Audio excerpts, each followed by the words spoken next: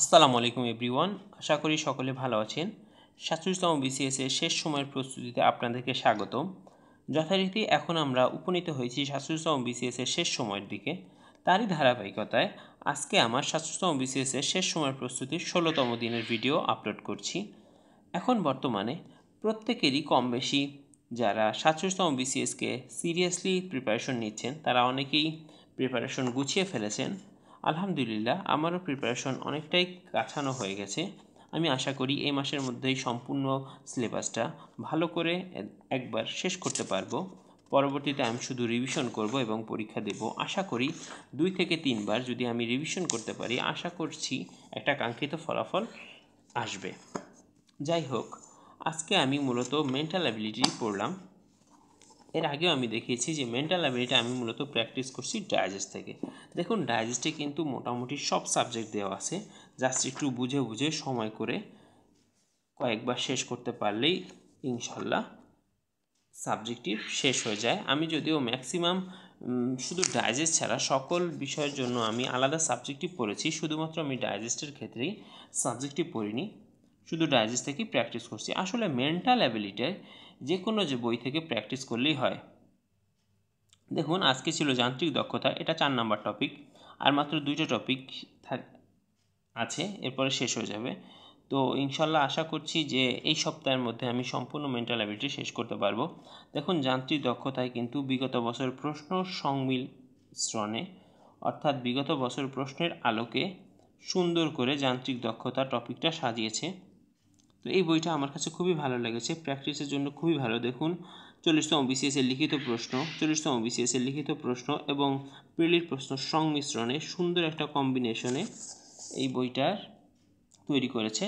দেখুন, যেখানে প্রবলেম ছিল সেখানে একটু আমি গোলদাগ দিয়ে রেখেছি, এখানে পরবর্তীতে আরেকবার সলভ করার চেষ্টা করব প্রত্যেকটা বিষয়। দেখুন, এই ম্যাথগুলো দেখতে অস্বাভাবিক মনে হলেও খুবই সহজ। দেখুন, 100 × 7 এবং 700, অর্থাৎ এই পাশে 5-এর সাথে কত গুণ করলে 700 হবে, 140।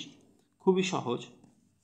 বেশিরভাগই দেখুন তৈরি করা হয়েছে বিগত বছর প্রশ্ন এবং এই টপিক অনুযায়ী বিগত বছরের বিসিএসে কেমন প্রশ্ন এসেছে সেই আলোকে। মেন্টাল অ্যাবিলিটি মূলত বিসিএস ছাড়া অন্য চাকরি পরীক্ষায় খুব বেশি আসে না। এইখানে আরেকটা বিষয় দেখুন, খুব গুরুত্বপূর্ণ এবং যেটা আমাদের অনেকেরই কনফিউশন হয়, সেটা হচ্ছে আয়না, দর্পণ চিত্র। দর্পণ চিত্র থেকে প্রায় প্রশ্ন এসে থাকে, তাই বাস্তবে এবং আয়নায় কেমন দেখা যায় এটা আমাদের একটু বারবার প্র্যাকটিস করতে হয়। তো এইখানে আমি কয়েকবার প্র্যাকটিস করার মাধ্যমে দেখতে পেলাম যে কয়েকটি বর্ণ আয়নায় অপরিবর্তিত থাকে, সেটা হচ্ছে AHIMTUVWXY এবং O। তো এভাবে যদি মনে রাখা যায় যে AHIMO এবং TUVWXY অর্থাৎ পাশাপাশি, তাহলে কিন্তু অনেক সহজ হয়। তো এরপরে দেখুন, দেয়াল এবং ঘড়ির চিত্র, এগুলো একটু প্র্যাকটিস করলাম। আয়নাতে যে অপরিবর্তিত সেগুলো একটু দেখলাম। আরও কিছু বিষয় দেখুন, যেমন রোজ, এখানে কি বলেছে, আয়নাতে কোনো কিছু প্রতিবিম্বে পার্শ্ব পরিবর্তন হয়, অর্থাৎ ডান পাশেটা বামে যায়, বামেরটা ডানে আসে। যেমন এইটা যদি আমি বুঝাই, দেখুন, রোজ আয়নার প্রতিবিম্ব কেমন বলা হয়েছে ডানেরটা বামে, বামেরটা ডানে, তাহলে ই চলে আসবে প্রথমে, ই, তারপরে এস, তারপরে ও এবং আর। দেখুন, উত্তর হচ্ছে সি, এই যে উত্তর সি। তো এভাবে যদি বারবার করে প্র্যাকটিস করা যায় এবং কোনো প্রবলেম হলে সেটা দরকার হয় কোনো এক্সপার্ট বা এই বিষয়ে অভিজ্ঞ তাদের থেকে যদি সলভ করে নেওয়া যায় তাহলে খুব বেশি ভালো হয়। এরপরে সময় ও ঘড়ি সংক্রান্ত কিছু অঙ্ক। তো আমার এক বড় ভাই আছেন, উনি বিসিএসের 41 বিসিএসে ভাইবা দিয়েছে, 44 বিসিএসের ভাইবা দিবে এবং 43ও ভাইবা দিয়েছে, এর মধ্যে একটা ক্যাডারও পেয়েছে। তো তার থেকে আমি মোটামুটি হেল্প নিয়ে আলহামদুলিল্লাহ মেন্টাল অ্যাবিলিটি প্রায় ভালোই এগিয়ে যাচ্ছি। দেখুন, মেন্টাল অ্যাবিলিটি কিন্তু আমার অলরেডি প্রায় শেষের কাছাকাছি আমি চলে এসেছি। আজকে আমি যান্ত্রিক দক্ষতা টপিকটা শেষ করলাম।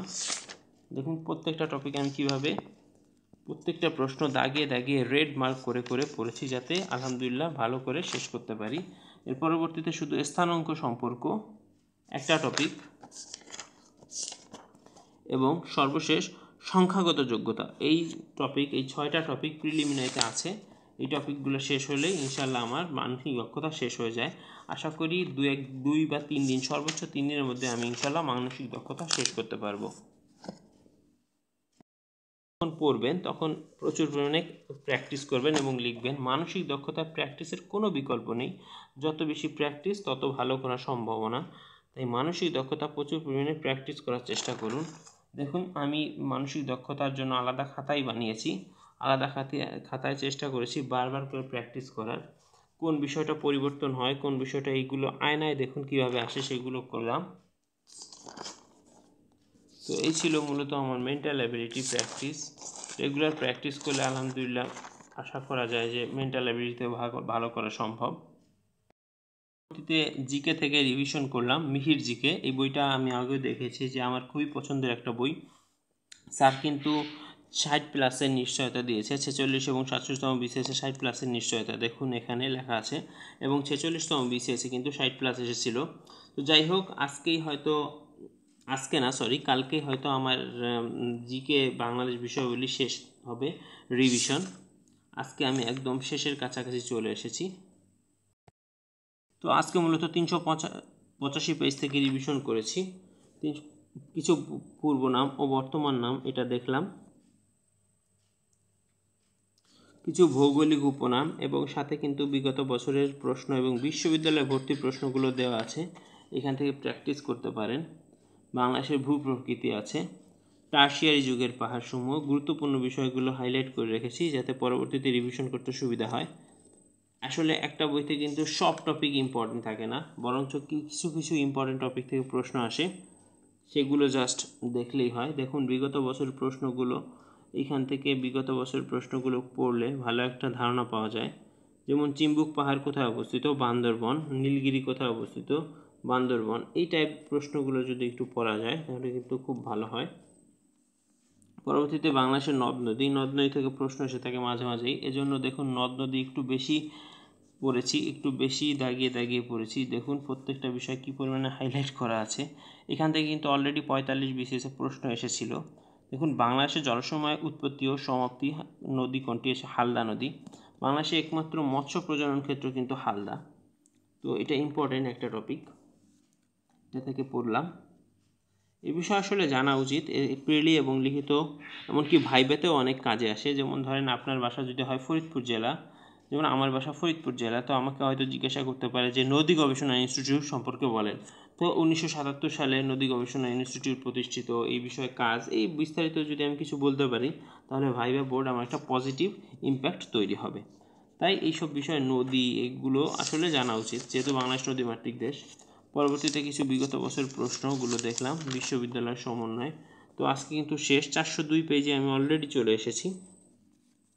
আজকে দেখুন 385 পেজ থেকে। আসলে রিভিশন করতে খুব বেশি সময় লাগে না, এর আগেও আমি বলেছি রিভিশন খুব বেশি সময় নেয় না। আর কিন্তু ইনশাল্লাহ কালকে আমার জিকে বাংলাদেশ বিষয়গুলি শেষ হবে। 403 থেকে 410 পেজই শেষ। দেখুন 410 পেজ, এরপরে কিছু বিগত, এরপরে ভূগোল শুরু হয়ে যাচ্ছে। তো বলা যাচ্ছে যে আলহামদুলিল্লাহ কালকে ইনশাল্লাহ আমি জিকে বাংলাদেশ বিষয়গুলি রিভিশন শেষ করতে পারবো। এবং বাংলাদেশ বিষয়গুলি কিন্তু টপিক একটু বেশি, তাই এটাই সময় লাগে বেশি। ইন্টারন্যাশনাল অ্যাফেয়ার্স শেষ করতে হয়তো সর্বোচ্চ রিভিশনে 1 মাস সময় লাগবে, এর বেশি লাগবে না। পরবর্তীতে রয়েছে ম্যাথ। দেখুন, সাধারণত ম্যাথ নিয়ে আমি ভিডিওটা আগে করি, বাট যেহেতু আজকে আমি ম্যাথ ভালোই প্র্যাকটিস করলাম, আমি আসলে চাচ্ছি মূলত যে ম্যাথটা শেষ করে ফেলতে।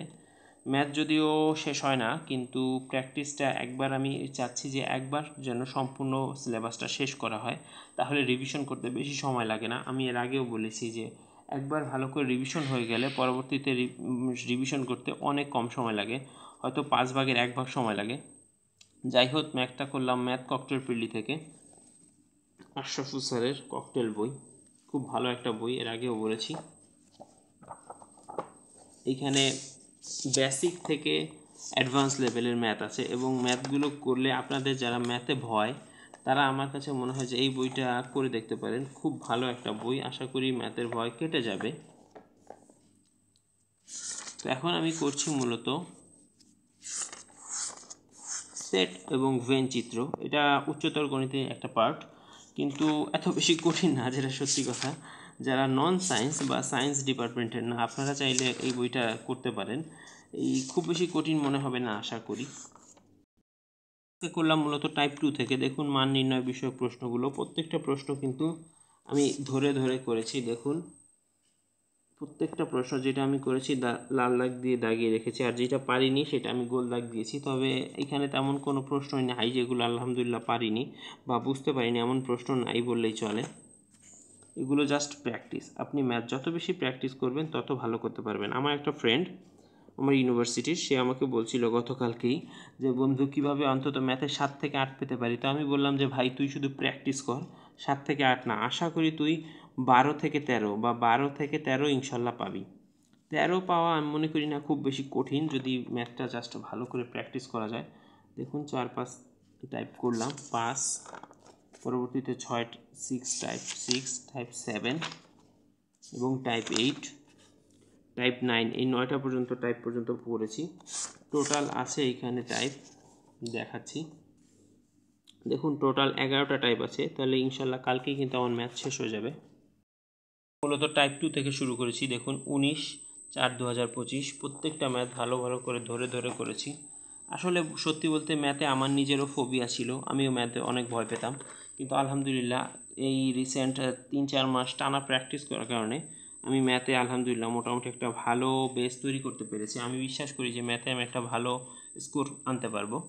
তো সত্যি কথা বলতে যে আপনারা যদি টানা 3-4 মাস বা 5 মাস ম্যাথ প্র্যাকটিস করেন একটা ভালো একটা বই থেকে, বা আপনার যেই বইটা কমফোর্ট লাগে সেটা থেকে, তাহলে ইনশাল্লাহ আপনারা ম্যাথে ভালো করতে পারবেন। কারণ আমি যেই লোক মানে ভেবেছিলাম যে ম্যাথ প্রিলির জন্য বাদই দিব, যে না আমি ম্যাথটি ধরবই না, সেই লোক যদি ইনশাল্লাহ একটা মানে ভালো একটা পজিশনে আমি বিশ্বাস করি যে যদি আসতে পারি তাহলে আপনারাও পারবেন। আশা করি ম্যাথ জাস্ট কিছুই না, জাস্ট একটু প্র্যাকটিস, আপনি প্র্যাকটিস করলেই পারবেন। টাইপ 7, টাইপ 8, এখানে টাইপ আছে মোট 11টা। তো টাইপ 8 পর্যন্ত করলাম। এই যে টাইপ 9 পাশেই করেছি টাইপ 9, তো 9 পর্যন্ত করে ফেললাম। দেখুন বিসিএস সহ কিছু পিএসসিরও প্রশ্ন এখানে আছে। তো এই তো শেষ হয়ে গেল ম্যাথে আছে। দেখুন মোট কিন্তু এইখানে সেট এবং ফাংশনে, সেট এবং ভেনচিত্রে মোট আছে 11টা টাইপ। আমি অলরেডি 9 পর্যন্ত করে ফেলেছি। আশা করি কালকেই ইনশাল্লাহ ম্যাথটা শেষ হয়ে যাবে। ম্যাথ শেষ হলে কিন্তু আর খুব বেশি সময় লাগবে না টোটাল ম্যাথ শেষ করতে। উচ্চতর গণিত এই টাইপ শেষ হলে, আমার বিন্যাস সমাবেশ সম্ভবতা শেষ হলেই আলহামদুলিল্লাহ শেষ। আমি পরিসংখ্যান হয়তো তেমন দেখবো না, কারণ গত 11 বছর কোনো প্রশ্ন হয়নি। আগে আমি শেষ করব ইম্পর্টেন্টগুলো, যেগুলো থেকে পরীক্ষা আসার সম্ভাবনা, বাকিগুলো আমি পরেই করব, যেহেতু পরীক্ষা হয়তো 10-12 দিন পেলে। ধন্যবাদ। এটাই ছিল আজকে সারাদিনের পড়াশোনা। ভালো থাকবেন এবং আমার জন্য দোয়া করবেন। সবার জন্য শুভকামনা 47 বিসিএসের। আসসালামু আলাইকুম।